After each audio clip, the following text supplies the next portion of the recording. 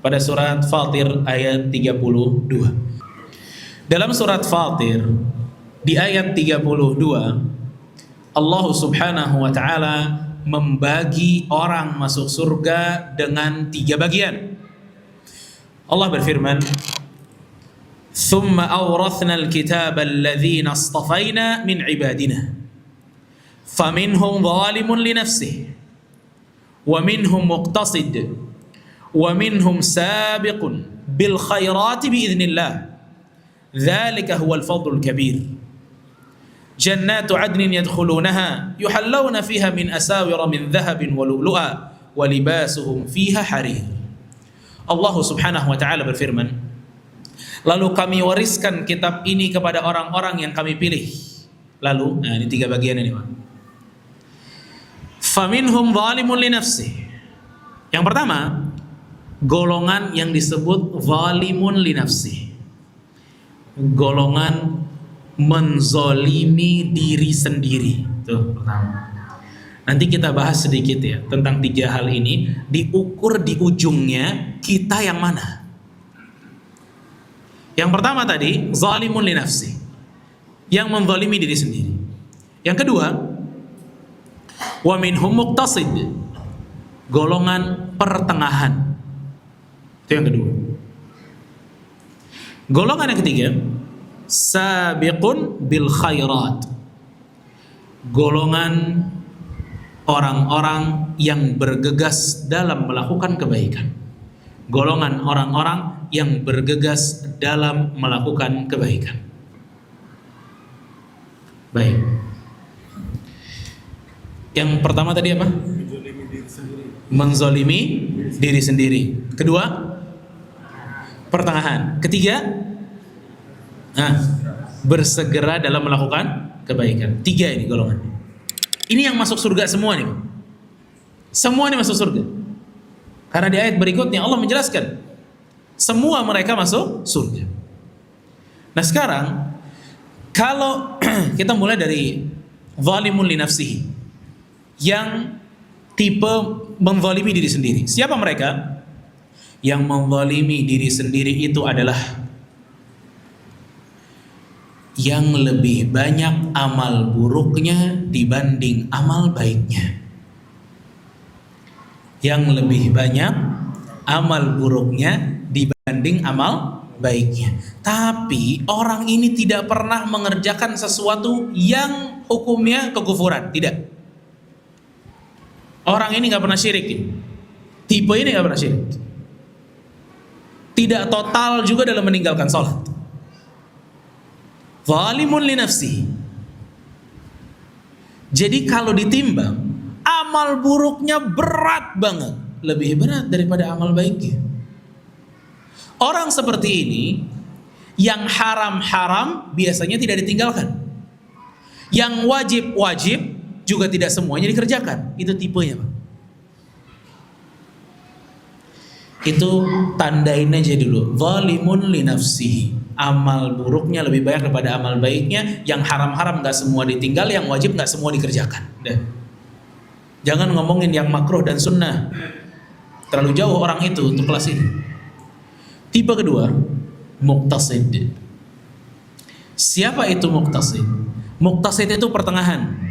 Diriwayatkan dari Ibnu Abbas dan yang lainnya bahwa muqtasid itu amal baik dan amal buruk seimbang.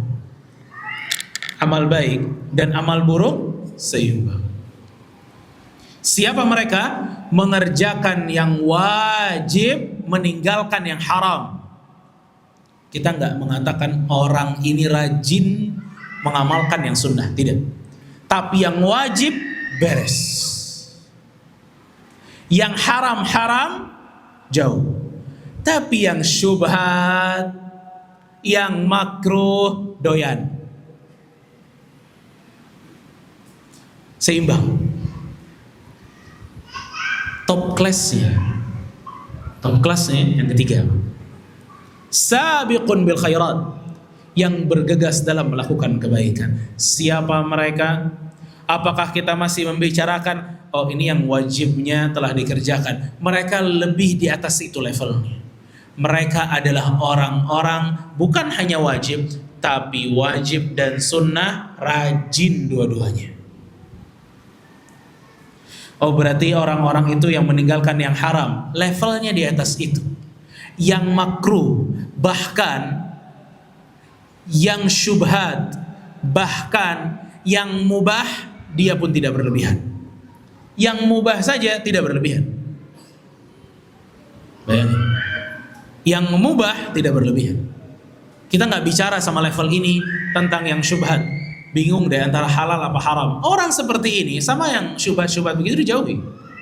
Sama yang makruh dijauhi, apalagi yang haram. Itu level yang paling tinggi. Nah, kita balik kepada cita-cita kita di awal. Kita semua tidak pengen mencicipi neraka sama sekali.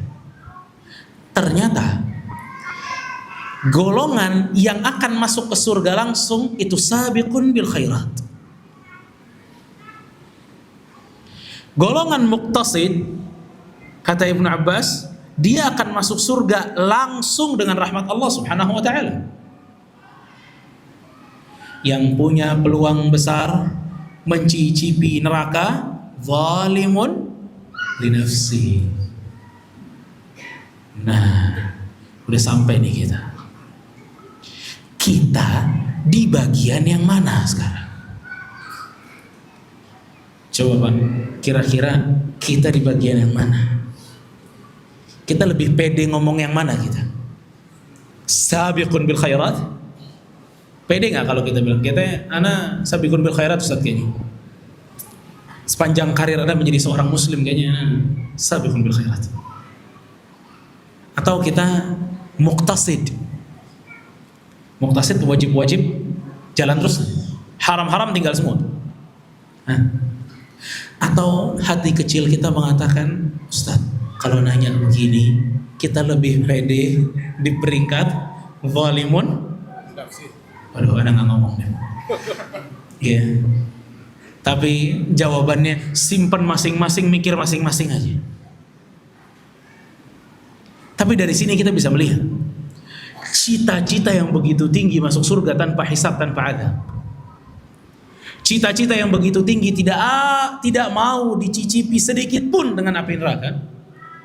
Cita-cita kita itu jalannya gimana? Kita udah sampai mana? Kita di jalan yang mana? Kita di jalan zalimun li nafsi.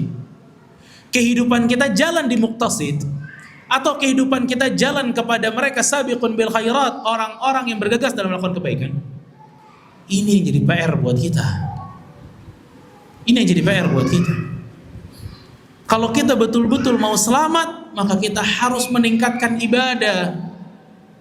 Nggak boleh stuck dari 10 tahun yang lalu, 20 tahun yang lalu sama amalnya.